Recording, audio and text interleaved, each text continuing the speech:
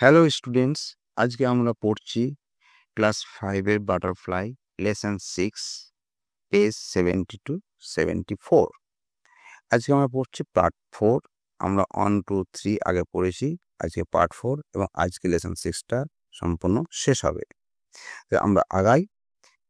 দেখো তোমাদের বইয়ে 70 পেজে এই জিনিসটা আছে, লেটস লার্ন। এটা আমি ভালো করে তোমাদের আবার দেখাচ্ছি উচ্চারণ সহ। দেখো এটা 70 পেজে আছে, লেটস রান। এসো শিখি। Let's look at this sentence from the text. তাহলে পাঠ থেকে নেমে বাক্যগুলো লক্ষ্য করো। তোমাদের বইয়ে যে বাক্যগুলো আছে সেগুলো কি আমরা এখানে লিখেছি। Say it wasn't so big when I came here and you did not বা didn't and you didn't welcome me, you are always welcome. এখানে যে মানে এটা কি বলবো, সংকেত যে ওয়ার্ডগুলো যেগুলো আছে, যেমন হচ্ছে ওয়াজন্ট, ডিডন্ট, ইউ আর, এগুলো পুরো অ্যাব্রিভিয়েশন কি, অর্থাৎ এগুলোর এক্সপ্যান্ড ফর্ম কি, সেগুলো আমরা আজকে জানবো। এগুলো অনেকগুলো আছে, কিছু কিছু যেগুলো তোমাদের বইয়ে আছে বা তোমাদের এই ক্লাসে যেগুলো জানার কথা সেগুলো এখানে দিয়ে দিয়েছে। দেখো এখানে হচ্ছে ওয়াজন্ট অর্থাৎ ওয়াজ এনটি নট, ওয়াজ নট। এখানে হচ্ছে ডিডন্ট অর্থাৎ ডিড নট। এখানে হচ্ছে ইউ আর অর্থাৎ ইউ আর, এ আর ইয়ার। সিমিলারলি এখানে আই এম, এর মিনস হচ্ছে I am. I double L এর মানে দুটো হয়, আই শ্যাল, আই উইল। এটা আমরা সেন্টেন্সের টেন্স অনুযায়ী এটা আমরা দেখবো, যেখানে আই শ্যাল হবে না, এখানে আই উইল হবে। বোঝা গেছে? You are means you are, don't means do not, এটা মিনস ডু নট। পরের কথাতে দেখো আরও আছে, এটা আছে 71 পেজে, বলেছে wasn't, did not, you are. হ্যাঁ, এটা হচ্ছে কন্ট্রাক্টেড ফর্ম, অর্থাৎ এটা হচ্ছে সংকেত রূপ, অ্যান্ড এক্সপ্যান্ড ফর্ম হচ্ছে এইগুলো। দেখো যে wasn't means was not, didn't means did not, you are means you are. I am বললাম, তাহলে দে আর হচ্ছে they are, don't, do not, would not, would not, would not, he is, he is. এইগুলো তোমরা একটু দেখে নেবে, তাহলে তোমাদের বুঝতে সুবিধা হবে। পরে দেখো অ্যাক্টিভিটি 9। অ্যাক্টিভিটি 9-এ তোমাদেরকে এইগুলোর একটা ছক দিয়েছে, যেটা যেটা শর্ট ফর্ম, একটা ফুল ফর্ম। হ্যাঁ, অ্যাক্টিভিটি বলছে let's match the two sides. Two sides দুটো কলাম, একটা কলাম শর্ট ফর্ম, একটা column full form. Short form হয়েছে উই ডবল এল, তাহলে এর শর্ট ফর্মে কি হবে আই এম, এর ফুল ফর্ম কি হবে সি এস, এর ফুল ফর্ম কি হবে ডিডন্ট, ফুল ফর্ম কি হবে ওয়ারান্ট, ফুল ফর্ম কি হবে, এটা আমাকে ম্যাচ করি। তাহলে আমরা এগোই, যে প্রথমটা দেখো কার সঙ্গে ম্যাচ করছে।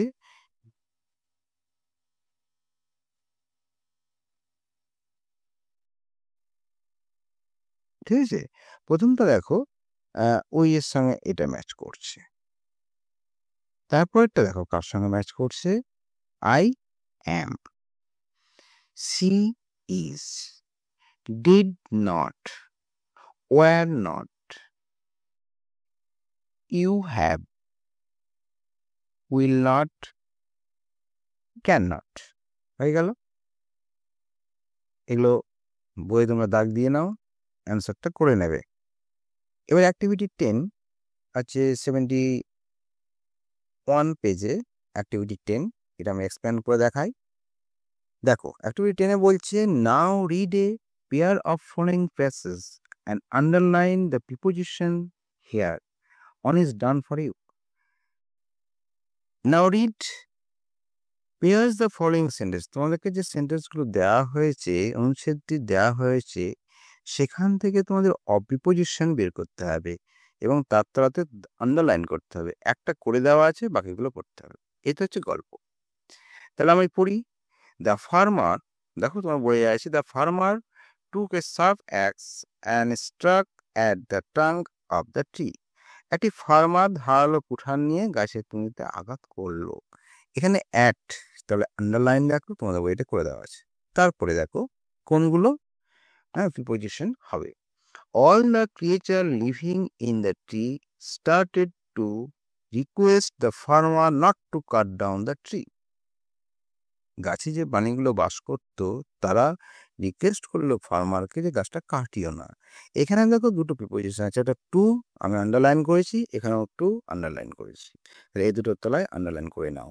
But the farmer didn't listen to them, but the farmer didn't listen to them, এখানে ডিডন্ট মানে হচ্ছে did not listen to them, কিন্তু লিসেন মানে ডিড নট শুনলো না, কে শুনলো না? ফার্মার শুনলো না। হি ওয়াজ in a hurry to finish off his work, সে অত্যন্ত ব্যস্ত ছিল এই কাজটিকে শেষ করার জন্য। তাহলে এখানে দুটো আছে, এখানে লিসেন টু টু এর তলায় আন্ডারলাইন করবে, আর হি ওয়াজ ইন এর তলায় আন্ডারলাইন করবে। তাহলে অ্যাক্টিভিটি 10 গেল। এবার অ্যাক্টিভিটি 11 এ দেখো আছে let's fill in the blanks with the preposition giving in the box. এই শূন্যস্থানগুলো পূরণ করতে হবে। তোমাকে যে এই ছকটা বই দেওয়া আছে, হলুদ রঙের ছকটা, এই ছক থেকে এই ওয়ার্ডগুলো নিয়ে এই শূন্যস্থানগুলো পূরণ করতে হবে। Fill in the blanks, fill in the blanks মানে এই শূন্যস্থানগুলো পূরণ করতে হবে। তাহলে আমি একবার এটাকে পড়ে নিই। The boy is looking dash me, give this letter dash your class teacher, put the duster dash the table, fish leaves dash water, put dash the light, I go dash school every day. প্রথমটা দেখো কি হয়, at, অর্থাৎ the boy is looking at me, ছেলেটি আমার দিকে তাকিয়ে আছে। দ্বিতীয়টা, give this letter to your class teacher, to your class teacher, অর্থাৎ তোমার শ্রেণীর শিক্ষককে এই পত্রটি দেবে। give this letter, put the duster on the table, তাহলে ডাস্টারটা কোথায় রাখা হয়েছিল? টেবিলের উপর ডাস্টারটি রাখো। fish live in water, অর্থাৎ মাছ জলে থাকে। put off the light, আলোটি নিভিয়ে দাও। পুট অফ মানে নিভিয়ে দাও, এটা হচ্ছে ফ্রিজাল ভাব, put off. I go to school every day, অর্থাৎ আমি প্রতিদিন বিদ্যালয়ে যাই। কমপ্লিট। এটি তোমরা নোট করে নাও, তাহলে তোমাদের সুবিধা হবে এবং এটা খুব ইম্পর্টেন্ট, পরীক্ষায় থাকার মতো। আমরা এবার চলে আসছি পেজ 72। দেখো লেটস লার্ন আছে, এটা আমি একটু বলবো তোমাদেরকে। দেখো, we already know that a sentence has two parts, subject and predicate. আমরা জানি, আগেই জানি, অলরেডি নো মানে আগেই জানি, দ্যাট এ সেন্টেন্স একটা বাক্যে দুটো অংশ আছে, একটা হচ্ছে সাবজেক্ট অ্যান্ড প্রেডিকেট, একটা উদ্দেশ্য এবং একটা বিধেয়। Here are two sentence from the text, এইখানে দুখানা বাক্য নিয়ে আসা হয়েছে, দুটো সেন্টেন্স নিয়ে আসা হয়েছে আমাদের গল্প থেকে। ইন দিস সেন্টেন্স, এই সেন্টেন্সে the subject appear to right at the beginning, অর্থাৎ এই সেন্টেন্সগুলোতে যে সাবজেক্ট, ইংরেজিতে আমরা বলি সাবজেক্ট, সেই সাবজেক্টটা প্রথমে আছে। একটা সেন্টেন্সের সাবজেক্ট বিভিন্ন জায়গায় থাকতে পারে, ফার্স্টে থাকতে পারে, এন্ডে থাকতে পারে, মিডিলেও থাকতে পারে, এটা কোনো ম্যাটার না, যেখানে থাকতে পারে। কিন্তু আমি সাবজেক্ট কোনটা সেটা কি করে বুঝবো, তার পরিকল্পনাটা আমি বলছি তোমাদের। দেখো দেখো একটা সেন্টেন্স দিয়েছে এখানে, the monkey landed on the rock. একটা সেন্টেন্সে সাবজেক্ট থাকবে, ভার্ব থাকবে, অবজেক্ট থাকবে, এটা আমরা জানি। কিন্তু আমি ভার্ব কোনটা ধরবো, অর্থাৎ ভার্বের বাংলা হচ্ছে ক্রিয়া। একটা সেন্টেন্সে আমি যেটা ভার্ব হচ্ছে, অর্থাৎ একটা সেন্টেন্সে কোনো যে কাজ করাটা বোঝায়, ওয়ার্ক ডান বোঝায়, কাজ করা বোঝায়, সেটাই হচ্ছে ভার্ব বা ক্রিয়া। দেখো এখানে মাঙ্কি নামছে, ঠিক আছে, মাঙ্কি নামছে কোথায়? পাথরের ওপর। এই নামাটা হচ্ছে ভার্ব বা ক্রিয়া, কাজ করা বোঝাচ্ছে। এই কাজ করাকে তুমি কি দিয়ে প্রশ্ন করবে? তুমি প্রশ্ন করবে হু দিয়ে। তুমি প্রশ্ন করবে কি? হু, WHO, তুমি হু দিয়ে প্রশ্ন করো। এই হু দিয়ে প্রশ্ন করো বা কে দিয়ে প্রশ্ন, তাহলে কে নামছে? মাংকি। কে যে উত্তর পাওয়া যাবে সেটাই হবে সাবজেক্ট। আর সাবজেক্ট যখন পেয়ে যাবে, দেখো এখানে মাংকি আমার সাবজেক্ট হয়ে গেল। এই সাবজেক্ট বাদে যতগুলো ওয়ার্ড পড়ে থাকবে সোজা কথায় সবটি প্রেডিকেটস।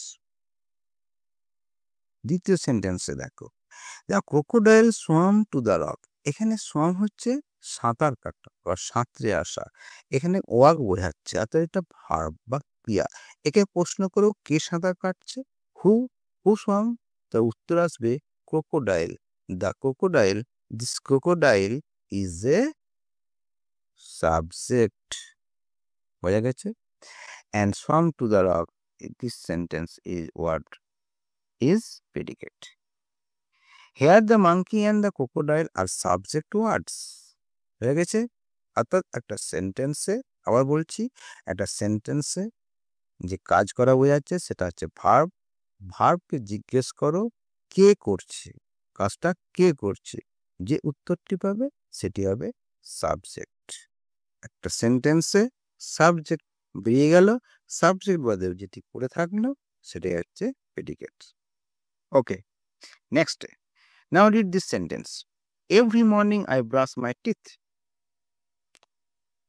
Every morning I brush my teeth.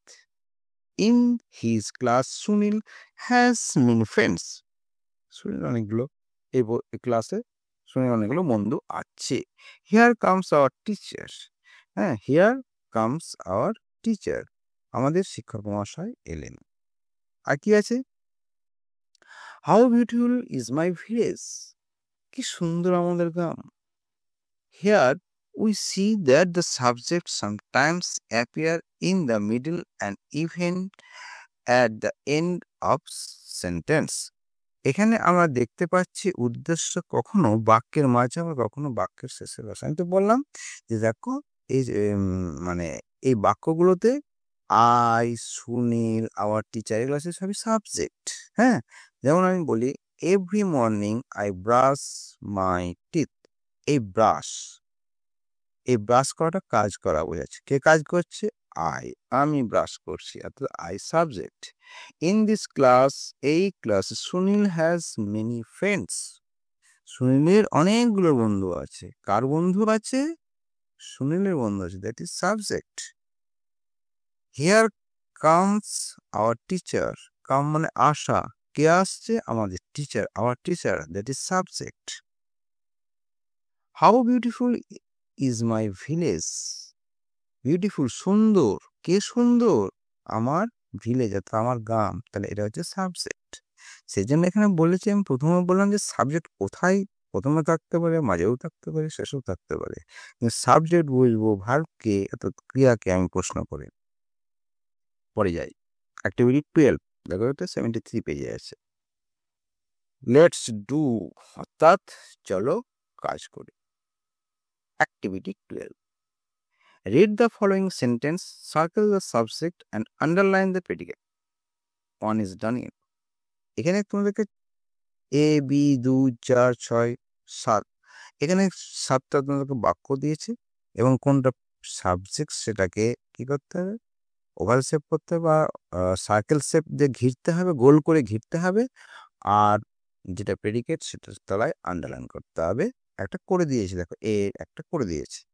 দ্বিতীয় নম্বরে দেখো, the rock never talk to the monkey. The rock never talk to the, বাঁদরটি কখনোই না, পাথরটি কখনোই বাঁদরটির সঙ্গে কথা বলতো না। তাহলে এখানে কথা বলাটাকে কি বলা হচ্ছে? কাজ, তাই না? টক, টক অর্থাৎ কথা বলছে, এটা হচ্ছে ভার্ব। একে প্রশ্ন করো কে কথা বলছিল? দ্য রক নেভার টক, এখানে হবে রক। পাথরটি কথা বলছিল, তাহলে এখানে হবে এই রকটা হয়ে যাবে কি? সাবজেক্ট। বোঝা গেছে? বাকিটি হয়ে যাবে প্রেডিকেটস। পরে দেখো, হিয়ার ইজ না, here comes the goalkeeper. Here comes the goalkeeper, এই তো গোলকিপার আসছে। কাম মানে আসা, এটা হচ্ছে ভার্ব। প্রশ্ন করো, কে আসছে? কে আসছে? কি উত্তর আসবে? গোলকিপার। তাহলে গোলকিপারটা কি হবে? সাবজেক্ট হবে। বাকি হি কামস, হেয়ার কামস, এটা কি হবে? প্রেডিকেটস হবে। ওকে, নেক্সট দেখো, every evening, every evening mother cooks food for us. প্রতি সন্ধ্যায় মা রান্না করে, খাবার রান্না করে আমাদের জন্য। তাহলে রান্না করাটা কি কাজ বোঝাচ্ছে না? অর্থাৎ সেটা হচ্ছে ভার্ব, কুক করা। কে কুক করে? মাদার। তাহলে মাদারটা হবে সাবজেক্ট, বাকিগুলো মাদার বাদে বাকিগুলো সব পড়ে দেওয়া প্রেডিকেট। হয়ে গেছে। প্রশ্ন, পরের প্রশ্ন, Rohan plays cricket for a local club. For a local club, অর্থাৎ রোহান লোকাল ক্লাবে ক্রিকেট খেলে। খেলা মানে কি হচ্ছে? প্লে। কে খেলে? রোহন খেলে। অর্থাৎ রোহনটা হচ্ছে কি? সাবজেক্ট, বাকিগুলো হচ্ছে প্রেডিকেট। পরের প্রশ্ন, how big is the tree. হ্যাঁ, গাছটি কত বড়? কে বড়? বিগ মানে হচ্ছে বড়। কে বড়? গাছটি বড়। গাছ হচ্ছে subject. I don't know his full name. আমি তার পুরো নাম জানি না। I don't know his full name. আমি কি জানি না? তার নাম। অর্থাৎ আইটা হচ্ছে আমি, এটা হচ্ছে সাবজেক্ট, বাকিগুলো হচ্ছে প্রেডিকেট। পরেরটা হচ্ছে লেটস, দেখো, লেটস রিসাইট, অর্থাৎ এটা আবৃত্তি। ক্রোকোডাইল নিয়ে এটা একটা আবৃত্তি দিয়েছে, যার লেখক হচ্ছে Lewis Carroll. Lewis Carroll crocodile নিয়ে একটা আবৃত্তি লিখেছে। আবৃত্তিটা দেখো, how doth the little crocodile improve his shining tail and pour the water of the Nile on every golden scale. How cheerfully the seems to grin, how neatly spread his claws, and welcomes little fish in with gently smiling jaws. কার লেখা?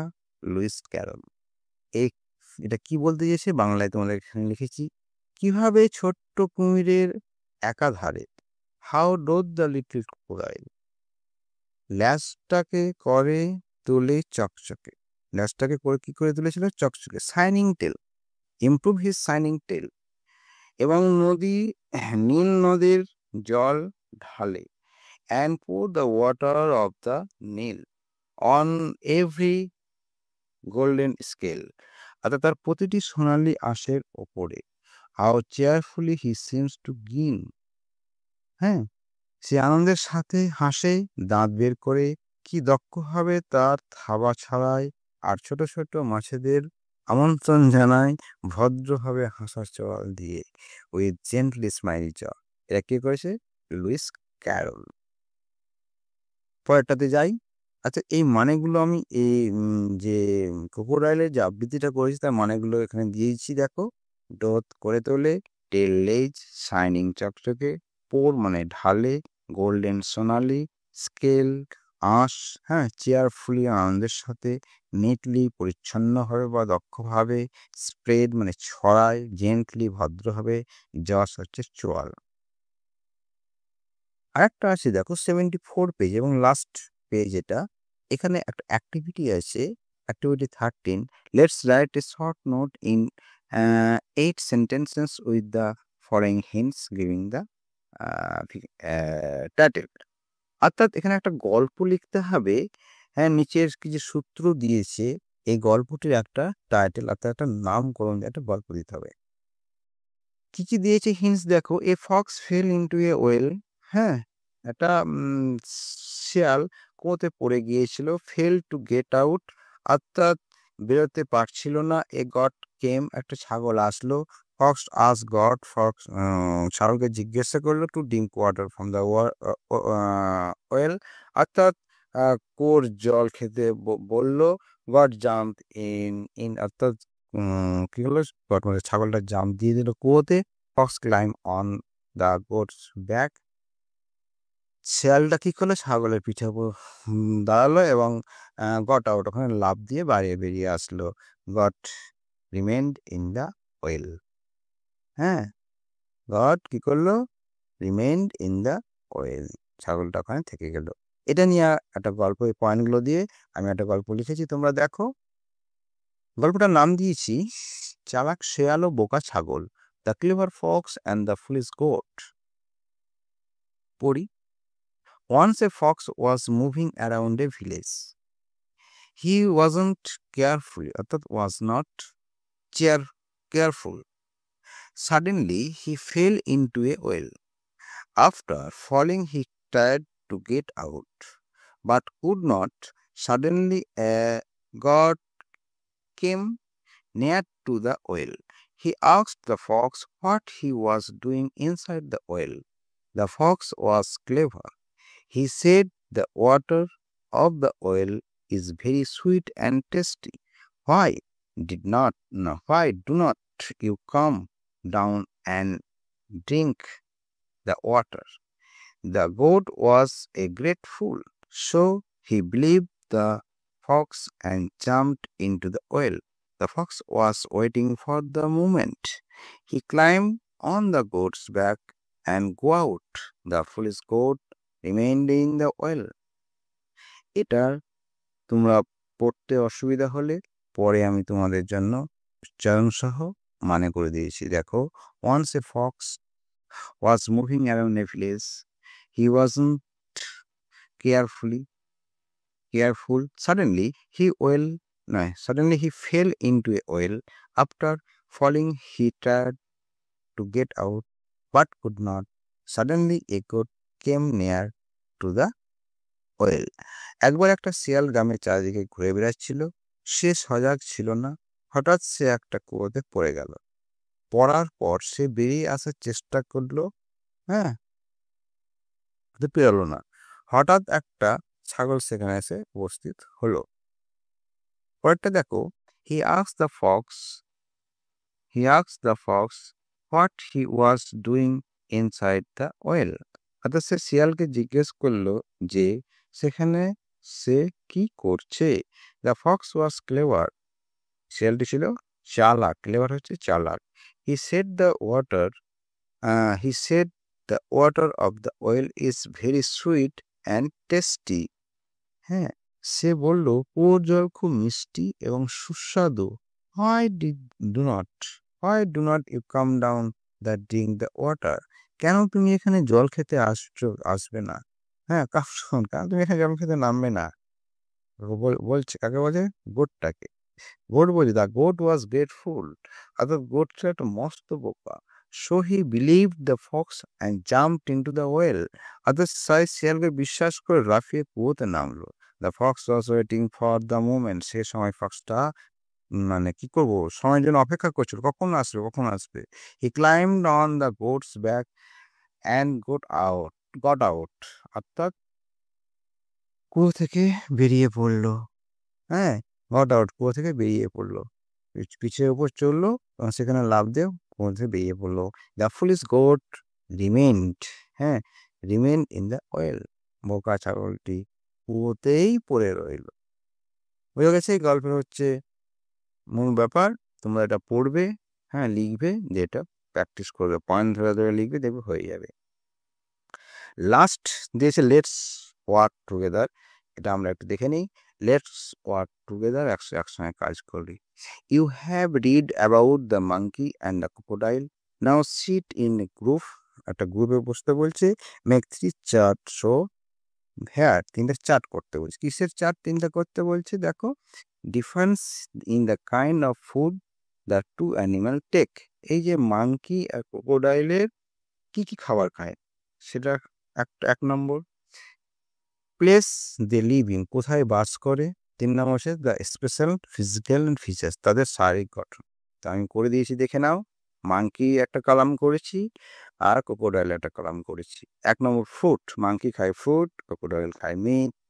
Monkey থাকে ট্রিতে, crocodile থাকে রিভারে। Monkey কি করে? Monkey can jump, monkey jump দিতে পারে। আর crocodile can swim, crocodile সাঁতার কাটতে পারে। ঠিক আছে? এ পর্যন্ত লেসনটা আজকে শেষ হলো। তোমরা অবশ্যই এটাকে পড়বে, দেখবে, বন্ধুদেরকে দেখাবে। কেউ যদি সাবস্ক্রাইব না করে থাকো সাবস্ক্রিপশন করে দেবে, লাইক দেবে।